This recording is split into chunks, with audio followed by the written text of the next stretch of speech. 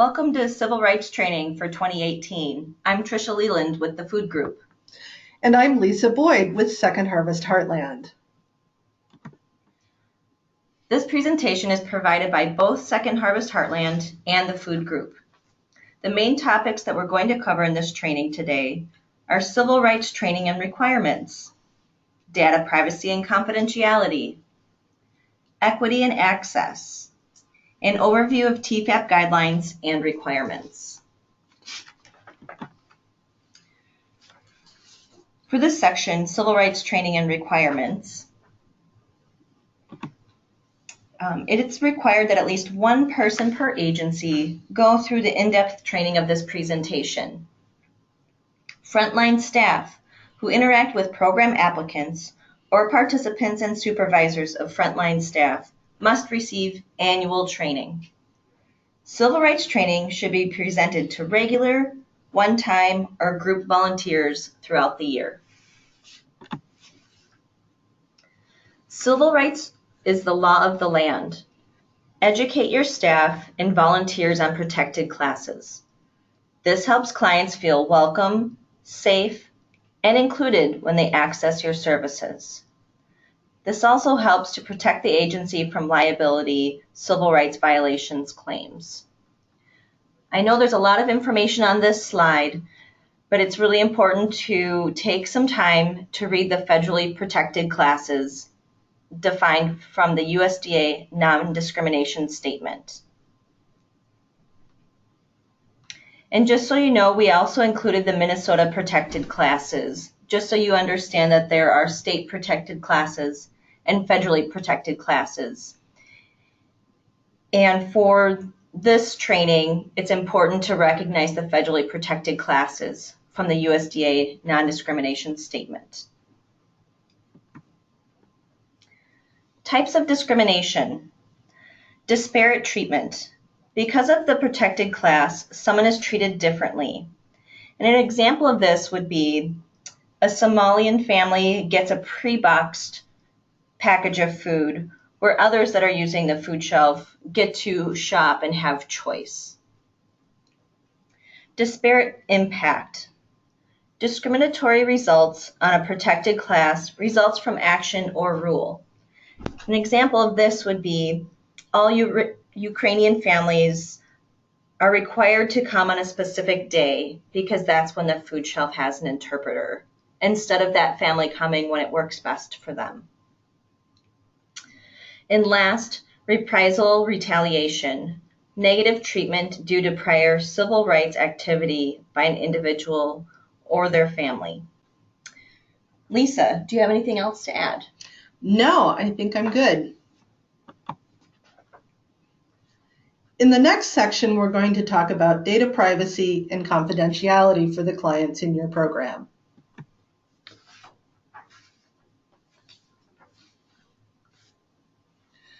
So what are the rights of individuals on whom private data is collected and stored? They can refuse to provide private information. They have a right to access their private data, and they have a right to correct their private data. Also, they must provide their consent for you to release their information to other parties. The Tennyson warning or data privacy warning that you may have your clients sign is not the same as a release of information. You must have a written release of information signed to share protected information with anyone outside your program.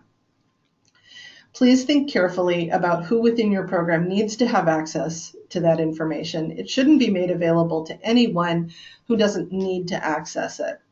Also think about confidentiality within the program. Think of it this way. What happens at the food shelf stays at the food shelf. People have a right to their privacy even within your organization. Again, who really needs to know this information in order to do their job?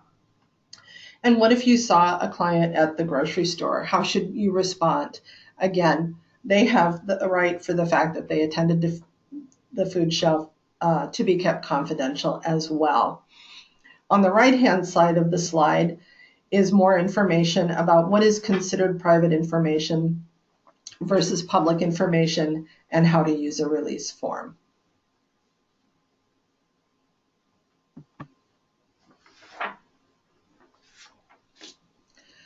How to properly store information and who has access. Secure electronic files. Do not store them at home. They must be stored on-site in an office or a program location. If they're paper documents, they must be kept in a locked cabinet or a locked office.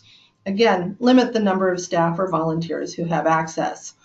Information should be stored at least 1 year or up to 7 years if participating in TFAP. How to dispose of properly. Shredded or securely deleted from electronic files. By the way, Minnesota Pollution Control prohibits papers from being burned.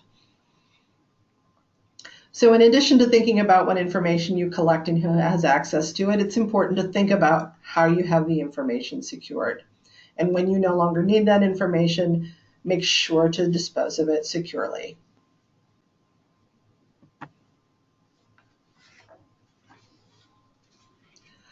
When can you share information with other organizations? Aggregated reports to the food bank, Hunger Solutions, Minnesota Department of Human Services Office of Economic Opportunity. When analyzing data and mapping need using a third-party application such as the Community Close-Up or Map the Meal Gap. As you know, partners with the Food Group and Second Harvest Heartland are currently using Let's Solve Hunger. Aggregating data could mean looking at zip codes versus looking at names, and it can be great for analyzing where the unmet needs are. You can share information within your agency with those who have a need to have access to it, but please refer to your confidentiality policy. For example, the Salvation Army has multiple sites around the metro. They have a policy around sharing private data within their food shelf network, but they do not share it outside of that network. Clients who access their food shelves sign a specific Tennyson warning that lets them know that this is the Salvation Army's policy.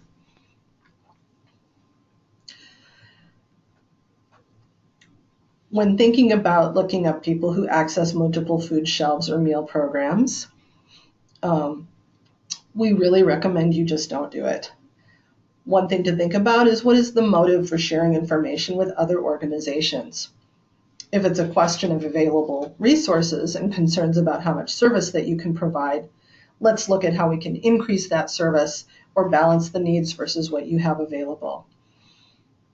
If you're concerned about how often someone might be looking for food support, just ask them what other services they might need. Are they enrolled in SNAP? Do they need more affordable housing? And so forth.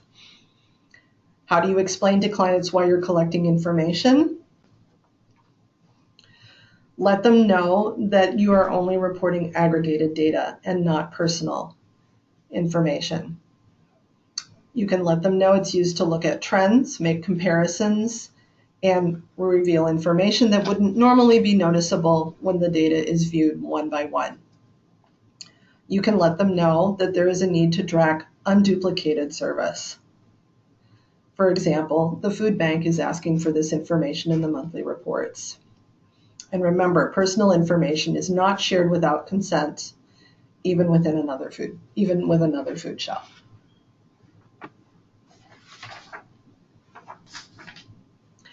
When and how can you share stories about clients? Sharing stories with the public can help educate and also support fundraising efforts. Talk with the client about sharing their story and make sure to get a media release. The story can be anonymous, but you should still get a release. And be cautious about collecting stories in a small town or a very tight-knit community. In addition, make sure that the person knows this is completely voluntary and choose someone who seems very willing to share their personal story. Once you do have someone who agrees to tell their story, this is actually one of the most valuable things you can do to help educate people about hunger and connect your donors to your mission.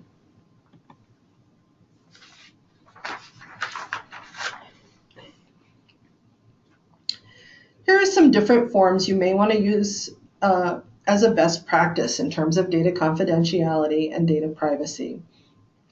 The Tennyson warning, also known as a data privacy notice, the release of information form, media releases, confidentiality policy, volunteer policy. Your local food bank can provide templates and examples, just ask.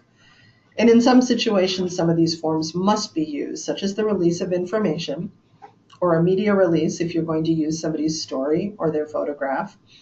And if your program is TFAP authorized, you must also use the Tennyson warning. Tricia, anything to add about data privacy or confidentiality? No, that was great, Lisa. Thank you. So for this next section, we're going to be spending a little bit of time talking about equity and access.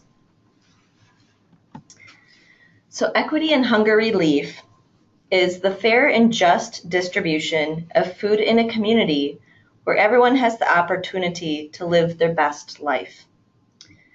For an organization, this could mean creating a time and safe space for staff, volunteers, or board members to talk about the root causes of hunger.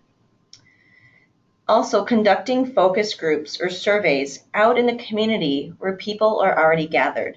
This could be community centers, local shops, or faith-based organizations. So really how you get there is by making sure that you're creating a space that allows people to start the conversation, but then also being open to the feedback and making changes to better serve the community.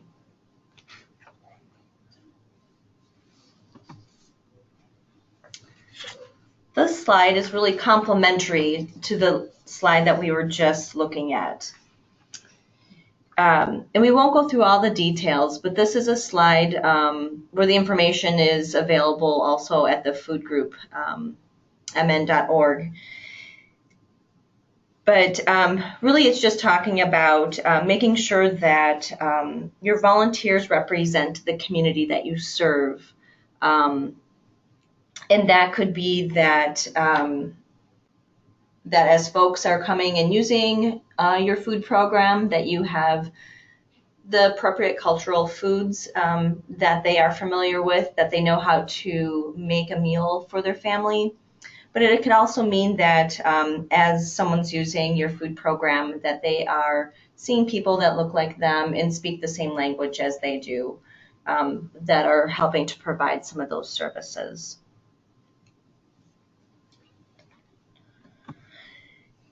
And this really, this slide, we just want to make sure it kind of goes back to the last section that Lisa was talking about with data privacy, and just making sure that it's just good to know in this social climate what role your agency plays if ICE or the police were to come to the doors of your food program. And so there's additional resources through these two websites that are listed. But also, if you're interested in furthering the conversation, contact your agency specialist at either of your food banks, whether it's Second Harvest Heartland or the food group. Both food banks are able to have further conversations with you or other staff members. Yes, and I would just add that both the food group and Second Harvest Heartland have some handouts that are readily available. And we also have brochures available from each of the organizations listed on this slide. As Tricia said, just reach out to your agency relations person and we will get this information to you right away. Great. Thank you, Lisa. And I'll turn the next section over to you. All right. Thank you, Tricia. So who are we missing? Disabled, seniors, people with limited English, children, homeless youth, the mentally ill, working families, Indigenous people. These are some of the groups we know may be underserved because they often face additional barriers to getting food support. So think about some of the ways you might be able to reach out to these groups, and think about adjusting your program to make it easier for them to access. For example, is there another organization in your community that you can partner with to do this?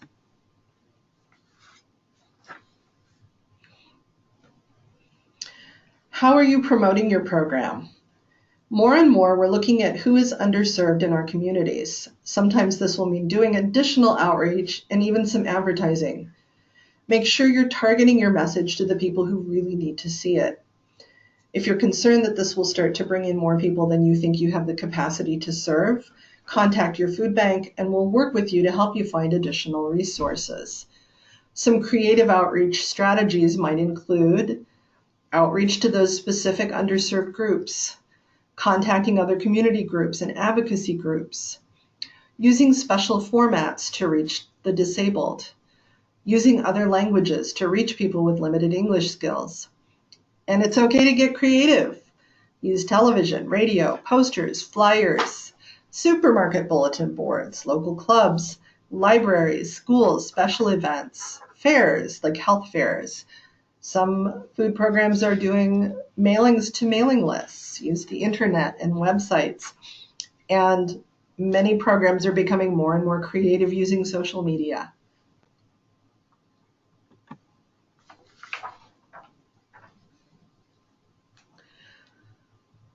So how do we make people feel welcome and comfortable using our programs? Think about the location and hours and how accessible they are. If you're noticing a lot of working families coming to your location, is the program available in the evenings and weekends for people who might actually have a 9-to-5 job? Think about language access. It should be culturally appropriate and relevant.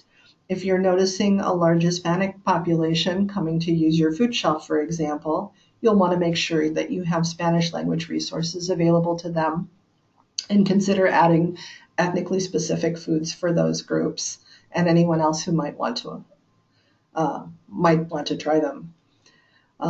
For people with special needs, considering again the disabled or seniors who may have difficulty getting out of their homes, consider trying new types of programming like a home delivery service or a mobile food shelf. And definitely relax the boundaries and withhold judgment. There could be very good reason that somebody who's moved out of your area really prefers to come back to your monthly meal program because it's where they feel comfortable. Walk a mile in their shoes and try to meet them where they're at.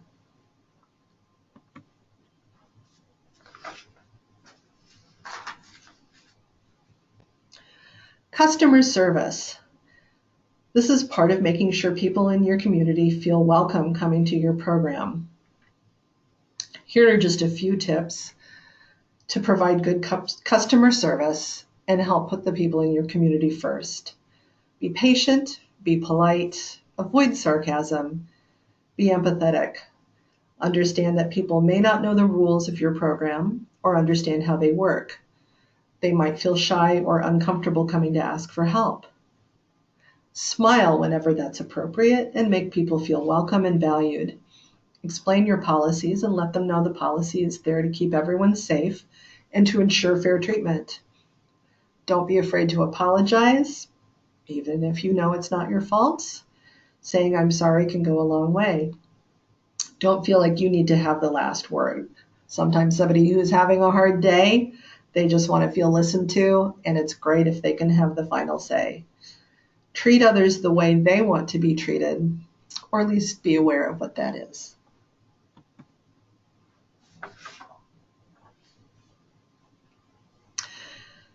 Conflict resolution.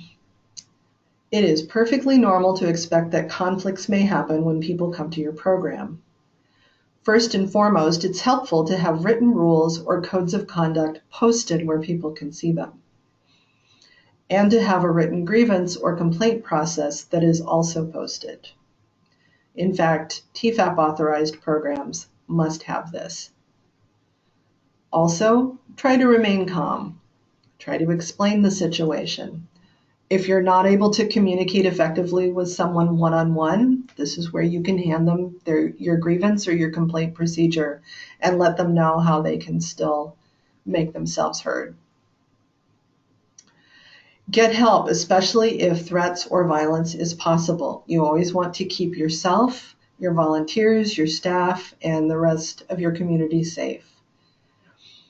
And if a complaint or a dispute can't be resolved right away, use alternative dispute resolution techniques such as mediation or arbitration. Something like mediation does not have to be a formal process. You can meet with your leadership, with volunteers. There's many ways to take care of this.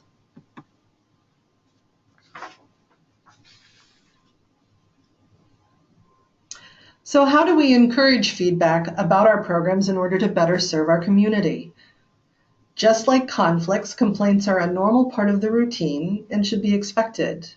Again, make sure you have a clear process for people to make complaints, including a posted grievance procedure if required. It can also be valuable to collect feedback in other ways to improve your service and make it more accessible to people in your community, such as surveys, focus groups, listening sessions. Building relationships and establishing trust will ensure that people are willing to give you honest feedback and be willing to hear some things that might surprise you.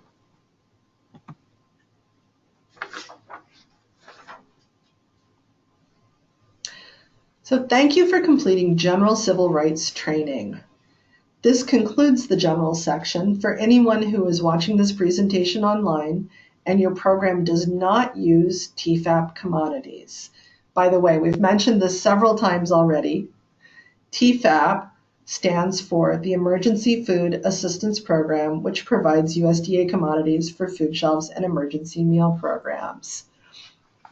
If you are not a TFAP program, you can continue to the online quiz and verification form using this link.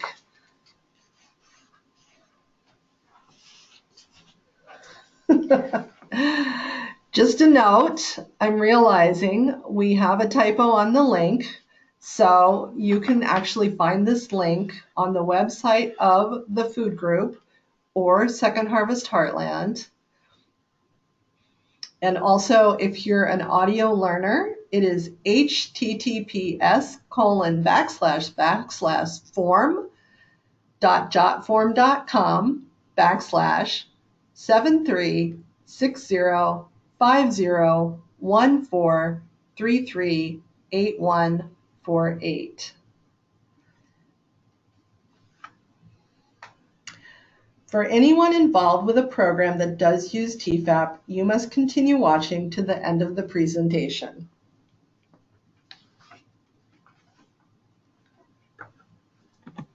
Great. So now we're in the overview of TFAP guidelines and requirements. So training requirements for TFAP, the Emergency Food Assistance Program. People involved in all levels of administration of programs that receive federal financial assistance. So from the federal level to the state level, food bank, your agency to staff and volunteers need to understand civil rights related laws, regulations, procedures, and directives. Persons responsible for receiving civil rights compliance need special training to perform review responsibilities. States and local agencies have flexibility in how to provide training, whether it's in the classroom, online, staff meetings, etc. And again, civil rights training is required annually. So goals and responsibilities for civil rights. So goals: equal, fair, and respectful treatment of all applicants and beneficiaries. The elimination of illegal barriers that prevent or deter people from receiving benefits. And that could be discrimination, or being denied filing for a complaint, or not having equal access to food. And the last goal is knowledge of rights and responsibilities. And so how those responsibilities come down, the U.S. Department of Justice will make a determination, and that comes down through USDA to state agencies, then to the food bank, and down to agency partners.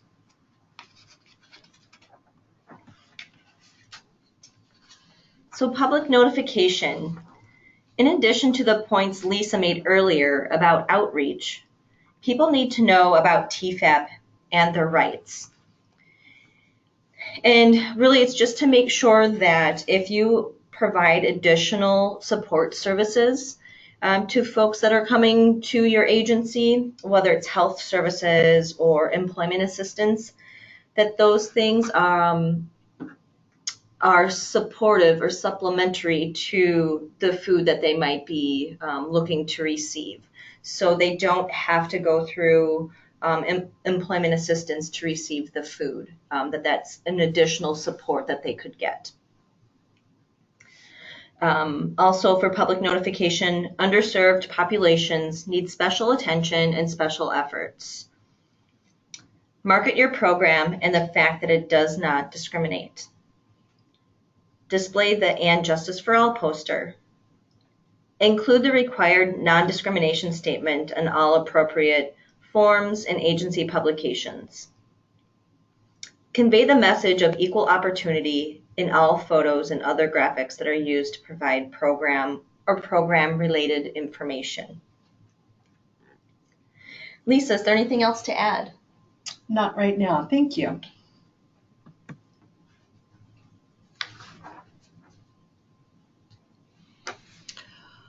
All right.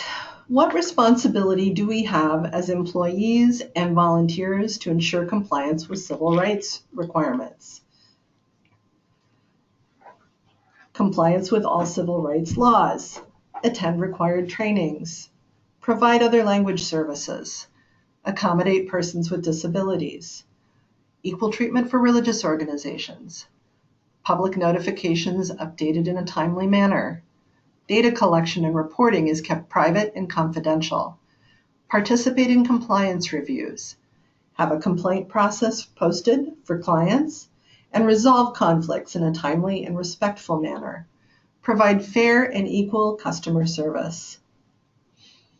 And in fact, food banks are expected to comply with all of these expectations as well.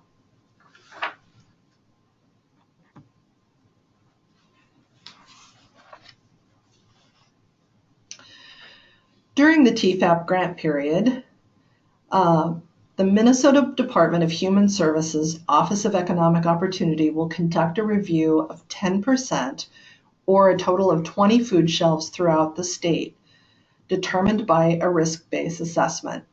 At least half of those must be those most at risk. The other half will be selected at random. And risk assessment may include whether or not OEO or the food bank investigated any complaints within the past year. The site visit usually will include all other expectations in addition to the TEFAP requirements, such as food safety. So they'll look at program eligibility requirements and intake processes, and also your food storage, including cleanliness, appropriate temperatures, locked areas if needed, and pest control measures, for example. Site visits are conducted annually or biannually with your local food bank as well. And the last point lists the state and federal laws that address most protected classes, along with the first point on the next slide.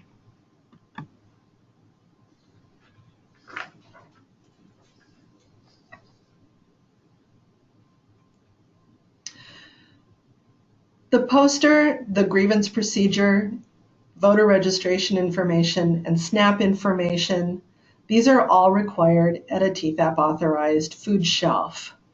In addition, food shelves and meal programs should have a current and up-to-date ADA or Americans with Disability Act plan on file at their program.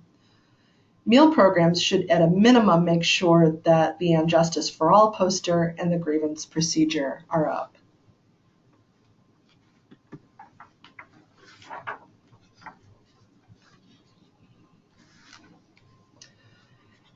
Minnesota DHS OEO requires that any records related to TEFAP, including eligibility forms, verification of civil rights training, TEFAP agreements, etc., must be kept on file for 7 years, counting the current year. In particular, food shelves and meal programs must not sell USDA commodities or require participation in non-TEFAP program activities. The TEFAP site distribution agreement must be re-signed every 2 years and also kept on file with your agency.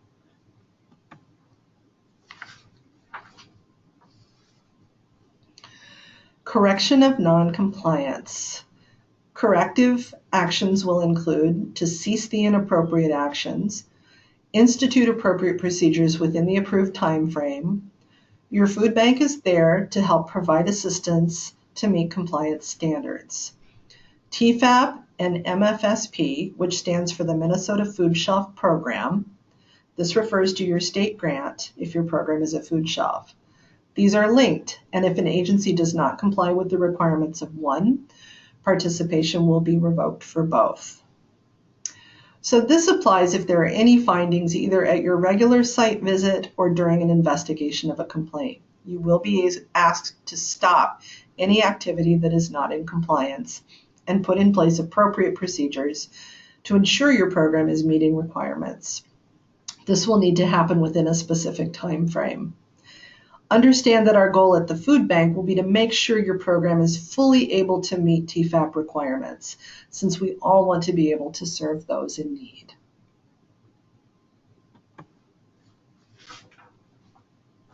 Great, thank you for that information, Lisa.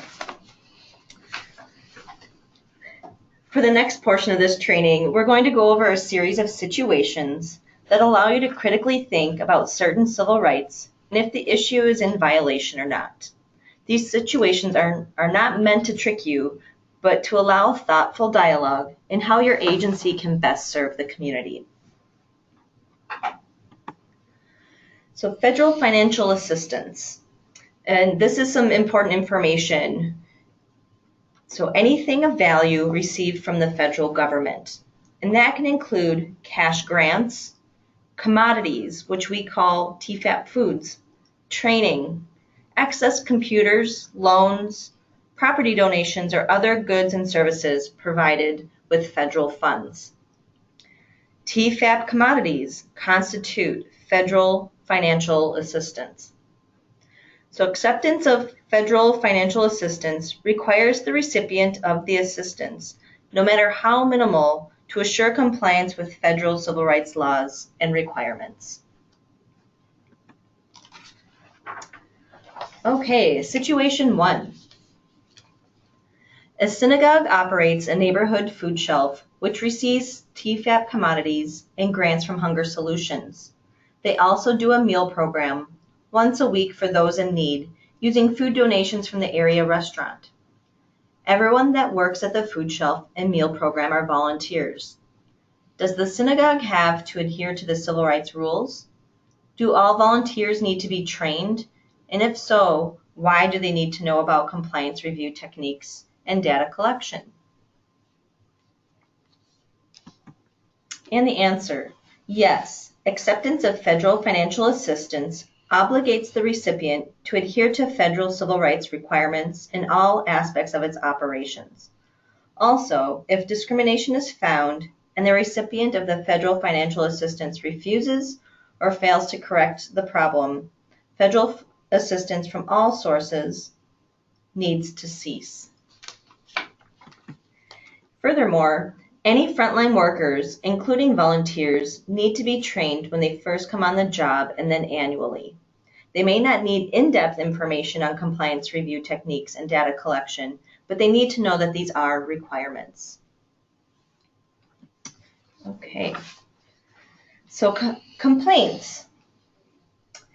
Be aware of the basis for which complaints may be filed.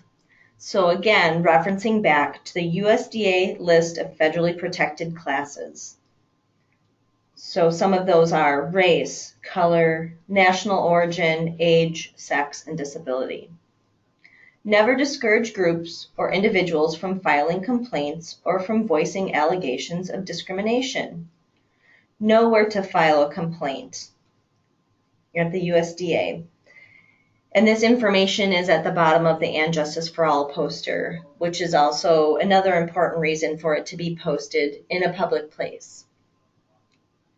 And the agency itself should have an action plan for how to handle complaints.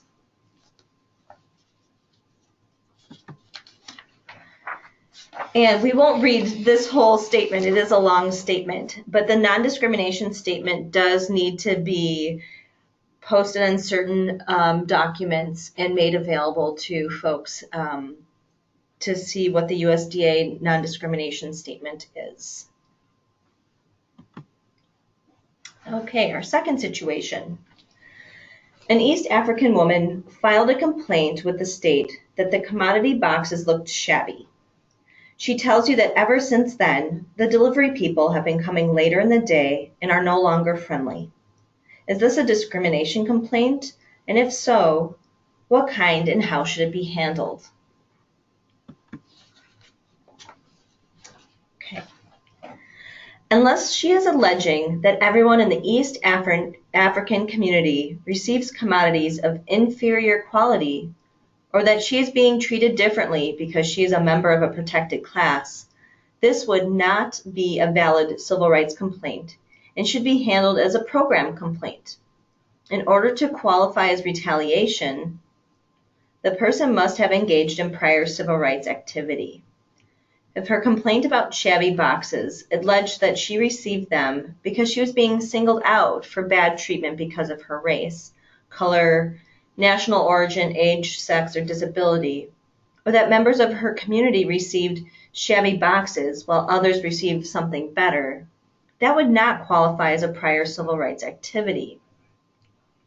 While part of civil rights includes providing good customer service, failure to do so unless it is related to a protected class does not qualify as a civil rights complaint. So I know there's a lot in there, but really just making sure that we're providing the best service and that we're making sure that a protected class is not being singled out.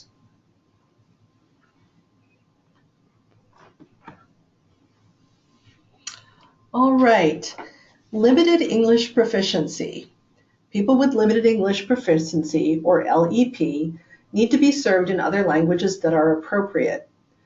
Generally, service must be provided. Flexibility is in how it is provided, if necessary. Overcoming a language barrier should not be placed on the client, and a child should never be used as the translator. So put another way, your plan for serving those with limited English in your community will depend on the languages spoken by the people coming to your program. But people with limited English should still be served as well as any other client, and they should not bear the burden of figuring out how to communicate with you. That is on us to provide that service. Never use children as interpreters because they might not have the vocabulary needed, or the parent may not be comfortable speaking through them.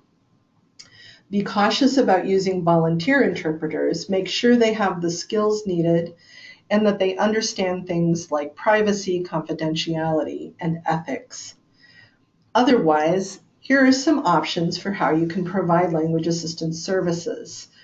You could have oral interpretation by staff or volunteers. Have bilingual staff or volunteers as part of your program. Use telephone interpreter lines like the language line. Have written language services. If possible, have your forms translated into the languages needed by members of your community. And do use community volunteers when appropriate. And again, we've had some good feedback about using Google Translate.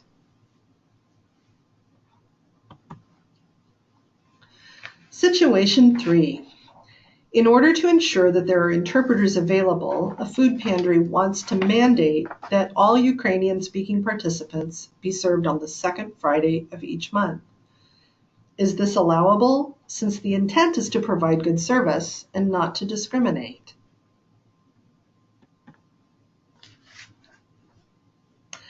This would not be allowable because it is a form of segregation based on national origin. The pantry needs to accommodate people whenever they need assistance. The pantry could advertise days on which it has interpreters on site, but people who speak a particular language cannot be required to come only on certain days. Accommodations. Ensure access for people with disabilities. Check ADA guidelines for specifics.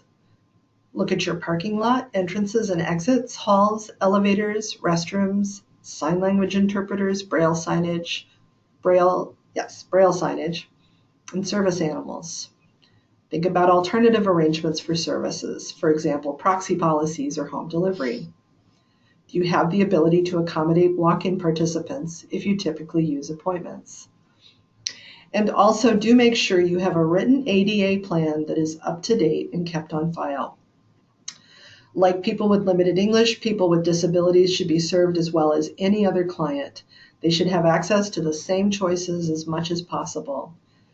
Keep in mind that some disabilities may be hidden, such as mental illness or a disease that causes chronic fatigue.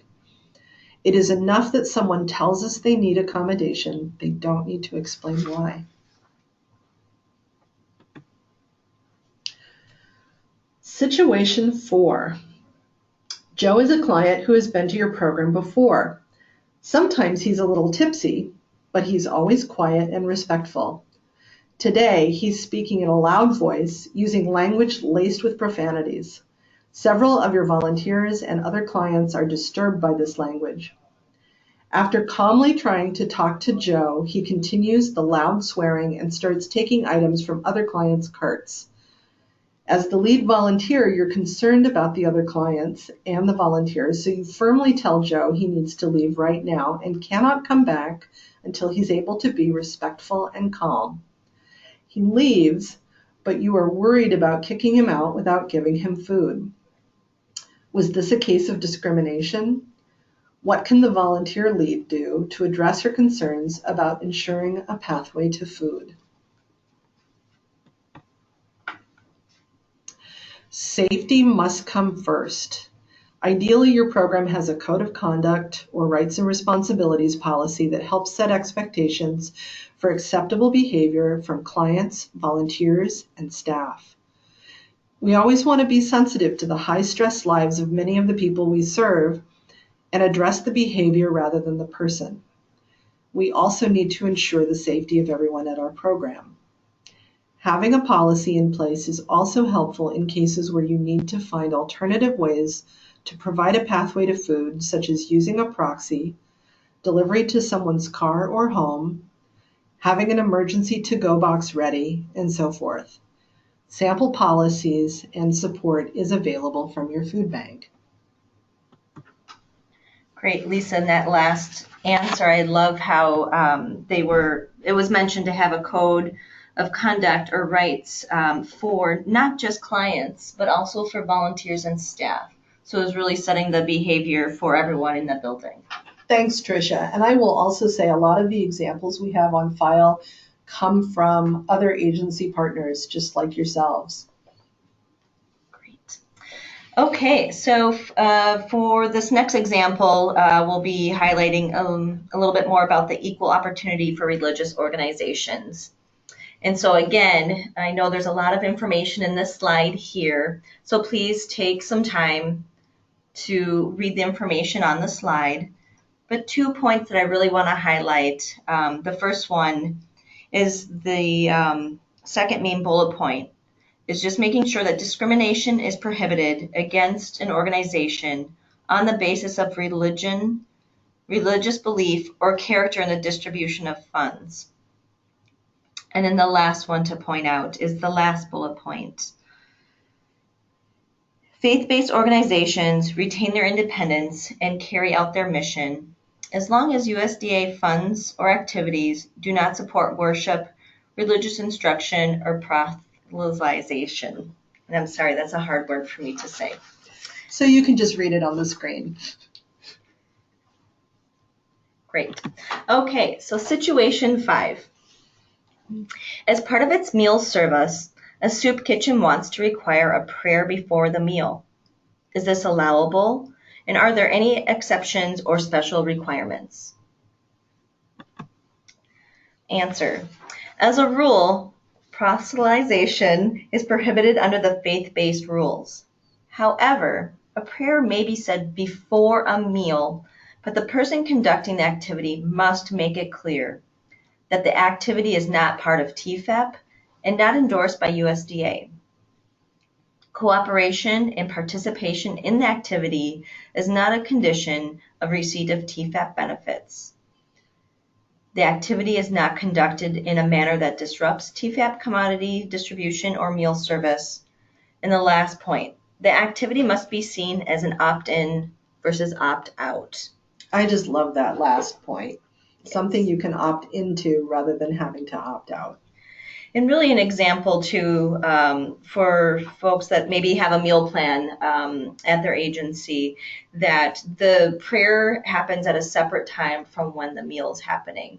So there can be a prayer, the prayer can be at 5:30, but then the meal is separate and the meal is being served at 6. So that's a good way to kind of define how you can have both of those activities happening in the same space. That's great. Okay. Situation 6. Mary is a staff person at Townville Food Shelf. Someone came in and told several volunteers that they saw Jody, a client of Townville Food Shelf, visiting a nearby shelf in Bigger City. The volunteers are asking her what they should do. Mary isn't sure, so she calls the director at Bigger City Food Shelf.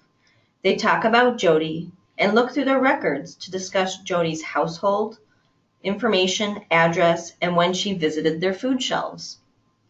Both food shelves receive TFAP commodities and grants. All clients, including Jody, sign a data privacy form once a year at intake. Has either food shelf violated Jody's civil rights or data privacy? Since neither food shelf has refused to serve Jody or set up any rules that prevent her from being served because of her status with regard to assistance or as part of any other protected class, her civil rights have not been violated. However, neither Mary nor the director at the other food shelf are not allowed to discuss any personal, private information about Jody, such as her address, details about her household, or the fact that she received service from either organization without each location obtaining her written permission to do so via a release of information form. The data privacy warning that Jody signed only informs her that her statistics about her may be shared with named entities: Minnesota Department of Human Services, OEO, Hunger Solutions, or your food bank, that require regular reporting on the total service that the food shelf is providing to the community. It did not provide her consent to release personal information or other parties, such as the other food shelves in the area. And that goes back to, again, the section that Lisa was talking about in the beginning about the data privacy and then different forms that need to be filled out when you're gathering different information. Yes, that's really important. And so we've actually got it in this presentation twice. All right, more on data collection, reporting, and privacy information. Data are a starting point. There is a need to know our communities to properly interpret it and apply data. So, for example, public information like census data or aggregated data like the number of families coming from a particular zip code can help you understand your community better and identify gaps in service. The food banks, Hunger Solutions, and DHS OEO ask you to report data so we can also evaluate how much service is being provided and identify gaps in service. But an individual or family's personal information is still private and should not be shared with anyone without a signed release form. Situation 7. The leader of a charitable organization that makes large donations to the operations of a food pantry requests a list of all Hispanic participants so that they can be given special holiday baskets. Does this pose any civil rights problems? And how should you respond to this request? This poses a number of problems. First, it would violate the confidentiality provisions of data collection. Data on ethnicity and race must be kept confidential and should not be made available on an individual basis. Secondly, what this person proposes to do violates Title VI because the distribution would be limited to people based on national origin and would not be available to everyone. By complying with the request, the food pantry would be helping to discriminate, and this is not allowed. Situation 8. It's been a busy day at the food shelf. Almost everyone has left, and you are getting ready to close things up. A police officer enters and begins asking for information about a family that he thought had been served that day at the food shelf. The officer describes the family and asks if he can have the names of everyone in the household and their address. Should you give this information to the police? No, not without a signed warrant from the police or immigration enforcement. You should not turn over any client data without the signed warrant. It is also recommended that you contact an attorney about your program's rights and responsibilities if a warrant is provided. And again, please feel free to reach out to your local food bank for further assistance and access to information.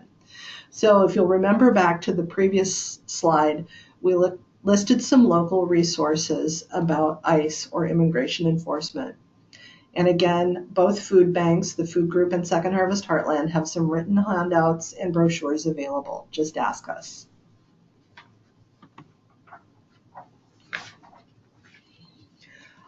All right. That concludes the civil rights training for TFEP authorized programs. Thank you so much for participating. Thank you. And if you have any questions or you want further dialogue about the situations that we provided, feel free to reach out to either any of your agency specialists, and we are able to answer your questions and to talk about it more. And don't forget to go to the other link and take the quiz and fill out the verification form. This will automatically email the form to you, which you should then keep on file at your program. Thank you. Bye. Bye.